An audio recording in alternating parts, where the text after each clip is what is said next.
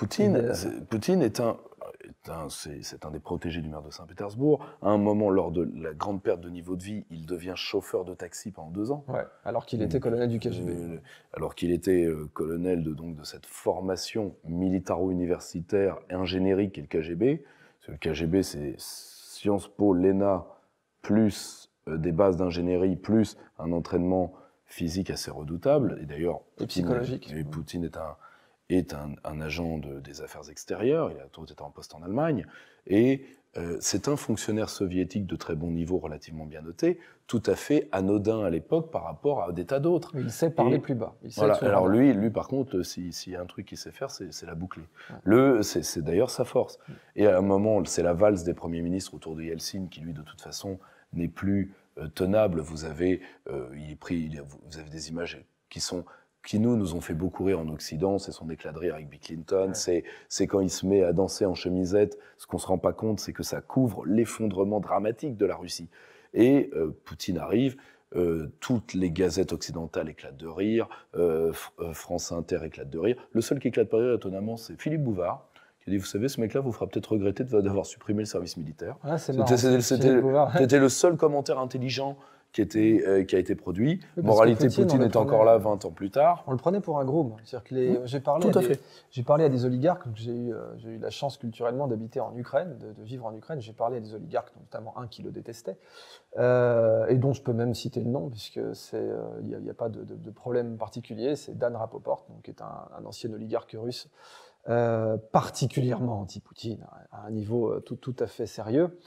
C'est très sympathique par ailleurs, mais effectivement fondamentalement anti-Poutine. Donc il possédait des bars, des clubs à Moscou et qui s'était exilé aux États-Unis, qui a vendu d'ailleurs sa maison à Ivanka Trump. Donc c'est une hybridation avec la politique américaine, mais pas pro-Trump pour dessous. Mais Rapoport me disait clairement, parce qu'il l'avait connu, et il avait l'âge d'avoir aussi connu les oligarques au début des années 90, il disait vraiment, ils l'ont pas du tout vu venir, ils le prenaient pour un garçon de course. Il le prenait pour un groupe. C'est Spirou, va me chercher des clubs, va me chercher le journal. Et Poutine a été parfaitement capable de se faire passer pour ça, pour un insignifiant. Pour un personnage qui ne représentait absolument aucun risque, ni d'ambition, ni de...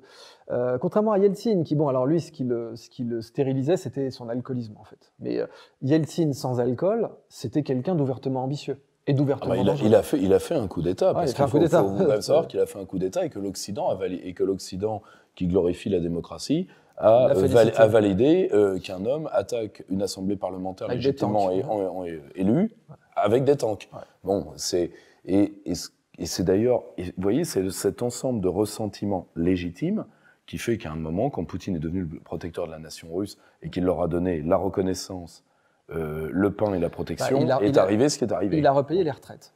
Ça a commencé comme ça. Des événements où Poutine a acquis de la légitimité, c'est qu'il a renationalisé les moyens de production. Alors c'est vrai, il n'est pas du tout marxiste, même s'il a été formé comme un marxiste. Il faut savoir d'ailleurs, purement psychologiquement, Poutine, son modèle, c'est une série soviétique des années 70, qui était culte dans l'Union soviétique, qui est jouée dans le premier rôle est joué par l'acteur Vyacheslav Tikhonov, que Poutine a fait décorer d'ailleurs, auquel il essaie de ressembler en tout point, c'est très marquant.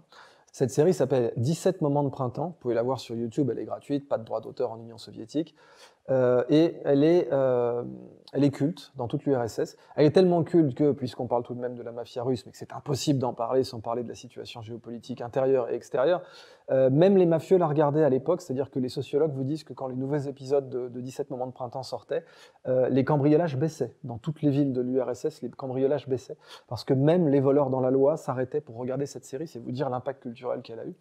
Et le personnage, donc elle raconte la vie d'un agent russe pendant la Deuxième Guerre mondiale qui va essayer de faire échouer des négociations de paix séparées entre les États-Unis et l'Allemagne, qui ont vraiment eu lieu d'ailleurs. Qui ont vraiment eu lieu et qui étaient d'ailleurs données par les frères Deleuze. Tout à fait, avec Avril Harriman, tout ça, en Suisse notamment, et à Berne. Et on a donc le Vyacheslav Tikhonov qui joue un agent de très haut niveau soviétique, qui a comme couverture d'être, je pense, Sturmbannführer de la SS, et qui en fait est un colonel du NKVD. Et Poutine essaie de ressembler à ce personnage. Il a dit, il est rentré dans le KGB parce qu'il voyait cette série quand il était petit. C'est quelque chose de très marquant. Et la CIA a fait dépioter cette série en long, en large, en travers par ses psychologues pour essayer de comprendre la psychologie de Poutine. Parce que si vous voyez cette série, vous voyez non seulement la psychologie de Poutine, mais la psychologie qui est considérée comme l'idéal russe actuellement, mais même y compris par la mafia. C'est ça qui est marquant.